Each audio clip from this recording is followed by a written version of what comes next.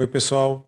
Que bom ter vocês aqui no canal Informar Direito. Eu sou Paulo Thiago Fernandes Dias, professor, pesquisador, advogado e agora youtuber. E hoje eu vou trabalhar com vocês uma temática muito interessante, que é justamente a discussão acerca da constitucionalidade ou não do poder de requisição formulado pelas defensorias públicas, que é um tema que tem sido bastante debatido e cujo julgamento, né, já se iniciou perante o Supremo Tribunal Federal. Eu preparei aqui rapidamente um roteiro e aí eu vou exibi-lo aqui para que a gente possa ter um pouco mais de organização aqui no raciocínio. Então, o Procurador-Geral da República, Augusto Aras, ele ajuizou em torno de 20 a 22 ações diretas de inconstitucionalidade contra dispositivos, né, de leis complementares ou orgânicas das defensorias públicas nos estados que reproduzem o disposto na Lei Complementar 80, que trata da organização, especialmente da Defensoria Pública da União e do Distrito Federal, contendo ainda dispositivos gerais para as defensorias públicas dos estados.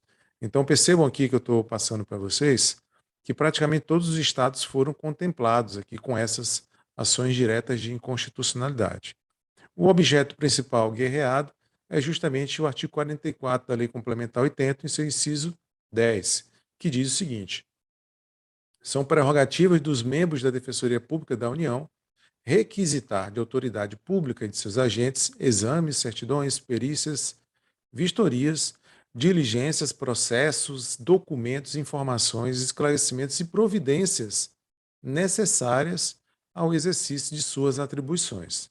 Então, como eu mencionei, o artigo 44 está lá na Lei Complementar 80, que organiza a DPU, a Defensoria Pública do Distrito Federal e dos territórios, né? E também prescrevendo algumas outras normas de natureza geral para os estados. Então, cada estado vai ter a sua própria lei complementar e, geralmente, essas leis acabam reproduzindo, né, boa parte do conteúdo que você encontra na Lei Complementar 80. E aí, o Augusto Aras, ele se avorou contra esse direito, né, das defensorias, alegando, primeiro, que requisitar é diferente de requerer, no sentido de que o termo requisitar tem uma natureza de ordem. Tá? E até mesmo esse argumento foi acolhido pela relatora de um dos processos, que é a ministra Carmen Lúcia, no sentido que, quando a Defensoria Pública exerce esse poder-dever, ela não está solicitando, né, aos órgãos para os quais se dirige um pedido. Tá? Então, ela está determinando. E, nos termos do voto proferido pela ministra Carmen Lúcia, a Defensoria Pública não teria, em termos constitucionais, essa prerrogativa. Esse seria o primeiro ponto. Segundo, em que, segundo Augusto Aras, haveria, por parte da Defensoria Pública, um certo desequilíbrio, né? Dado que a advocacia particular não pode realizar esse mesmo tipo de poder-dever.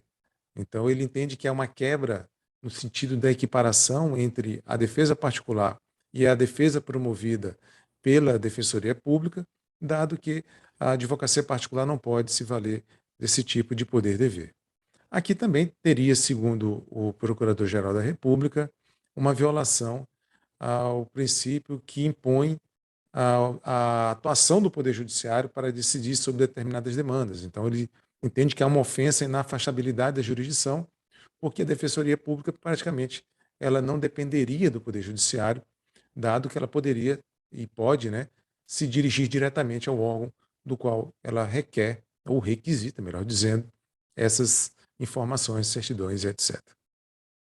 Bom, em apertada síntese, esses são os argumentos utilizados pelo PGR nas respectivas ações diretas de inconstitucionalidade. Pela perspectiva da constitucionalidade do artigo 44, inciso 10, você tem argumentos muito mais fortes, né? Primeiro deles, a defensoria, ela, até por força constitucional, ela é uma expressão e instrumento do regime democrático.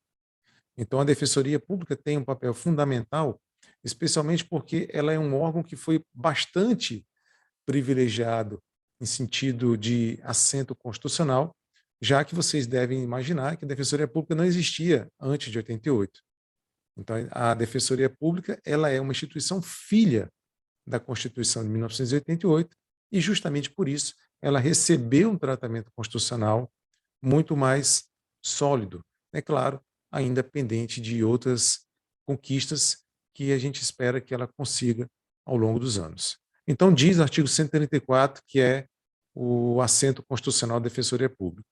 A Defensoria Pública é a instituição permanente, essencial à função jurisdicional do Estado, incumbindo-lhe, como expressão e instrumento do regime democrático, fundamentalmente, a orientação jurídica, a promoção dos direitos humanos e a defesa, em todos os graus, judicial e extrajudicial, dos direitos individuais e coletivos, de forma integral e gratuita aos necessitados, nos termos do inciso 74 do artigo 5º da Constituição da República. Então, não é qualquer papel, qualquer missão institucional que é conferida à Defensoria Pública, especialmente num país com tanta gente passando necessidade e que, obviamente, não tem condições de pagar advogado sem colocar a própria subsistência ou de sua família em grande risco. Tá? Além disso, é bom e ressaltar que, até mesmo por força desse dispositivo constitucional que eu acabei de ler para vocês, que a Defensoria Pública ela não tem uma limitação de atuação no sentido que ela só deva agir em esferas meramente judiciais. Muito pelo contrário, de preferência, ela pode, inclusive, se valer de suas prerrogativas para solucionar demandas de natureza extrajudicial, o que é um ponto muito favorável e, portanto, não há a falar aqui em ofensa e na afastabilidade da jurisdição, porque nós podemos, inclusive, e que é o que acontece na prática, nós temos o quê? Que a Defensoria Pública tem solucionado muitas questões sem justamente comprometer o próprio andamento do Poder Judiciário, porque vocês podem imaginar o seguinte, com tantas pessoas com situações socioeconômicas difíceis, né? Imagina se toda vez que a Defensoria Pública fosse prestar esse tipo de assistência, ela tivesse que se dirigir ao Poder Judiciário. Isso praticamente comprometeria, não vou editar o vídeo, tá? Praticamente comprometeria a própria atuação do sistema de justiça em razão do volume de casos que hoje já é elevado. Então, longe de atrapalhar ou de impedir a realização da sua função institucional mencionada na Constituição, trata-se de uma prerrogativa que é muito útil para, inclusive, a população que mais necessita dos serviços da Defensoria Pública. A Defensoria Pública também exerce um papel fundamental no sentido de buscar a tutela de interesses coletivos e também a promoção de direitos humanos. Um exemplo, se vocês me permitem, seria a situação da Defensoria Pública, por exemplo, como ela também exerce um papel de fiscalização do sistema penitenciário, ela poderia muito bem, já que vocês sabem que a Defensoria Pública, ou melhor dizendo, que a população carcerária hoje, o perfil da população carcerária hoje, ele é basicamente de pessoas necessitadas. Então, a Defensoria Pública poderia requisitar, por exemplo, uma informação no sentido, olha, quantas pessoas foram efetivamente vacinadas e que estão presas, quantas doses foram aplicadas, né? Em que condições as pessoas doentes estão sendo tratadas. Tudo isso é uma forma que a Defensoria Pública tem de, por exemplo, exercer esse controle, essa fiscalização, porque ela atua numa área muito sensível, especialmente quando nós falamos do sistema penitenciário, que até por força de decisão do próprio Supremo Tribunal Federal é considerado como estado constante de inconstitucionalidade.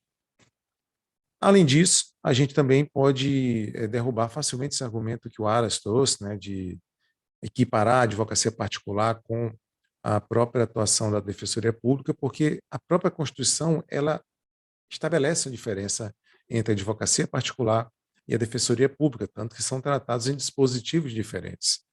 E porque, convenhamos, que tipo de isonomia possa existir entre uma pessoa que está em uma situação de necessidade e uma pessoa que não passa por isso? Então, como eu posso estabelecer esse tipo de paralelismo, né? Fica realmente um argumento muito forçado e que chega a ser até um pouco agressivo com as pessoas que estão passando tanta necessidade no Brasil, especialmente nos últimos anos, com o aumento do desemprego e outras questões que nós sabemos. Além disso, nós podemos também apontar aqui a conexão do exercício do direito de defesa das pessoas necessitadas. E o poder e dever de requisição da Defensoria Pública seria um pilar fundamental para que essa defesa, inclusive a prestada no âmbito de processos penais, seja a mais plena e eficiente possível. Também é interessante superar que o entendimento que foi consagrado na ação direta de inconstitucionalidade 230, que foi um argumento utilizado, inclusive, pela Carmen Lúcia, no seu último voto, né, que ela votou pela inconstitucionalidade desse poder de requisição das defensorias públicas, mas ela esqueceu de fazer a seguinte análise cronológica, né? Esse pedido, né, essa ADI, ela foi julgada antes da reforma da Lei Complementar 80, e quando ela passou justamente a contemplar essa nova redação legal. E aí eu trago aqui também um argumento do Dr. Rodrigo Casimiro Reis, que é defensor público aqui no estado do Maranhão, quando ele diz o seguinte: a requisição ora discutida é uma prerrogativa de titularidade da população vulnerável. Ou seja, a Defensoria Pública, ela na verdade está atuando em nome de toda essa massa de pessoas vulneráveis que, na verdade, é quem detém essa prerrogativa. E isso, por si só, já justifica a própria constitucionalidade desse dispositivo, desse poder-dever conferido à Defensoria Pública, não havendo, e eu espero que assim entenda a maioria do Supremo Tribunal Federal, nenhum tipo de inconstitucionalidade na Lei Complementar 80, especialmente nesse particular que a gente está debatendo no momento. Então, eu espero que tenham entendido aqui e gostado das explicações. Qualquer sugestão, vocês podem criticar, comentar aqui nos na nossa caixa de comentários, né, aqui abaixo do vídeo. Espero que vocês continuem participando do canal, deem aquele joinha, compartilhem com mais pessoas e se inscrevam também, ativando aí o alarme de notificações para que vocês possam ficar cada vez mais cientes, né, das publicações que eu espero que sejam cada vez mais regulares aqui no canal. Então, portanto, me ajudem nessa grande missão. Um abraço, saúde e que o Supremo não comprometa a atuação da Defensoria Pública, já que ela fala por muita gente que se encontra em situação de extrema necessidade. Até lá, pessoal.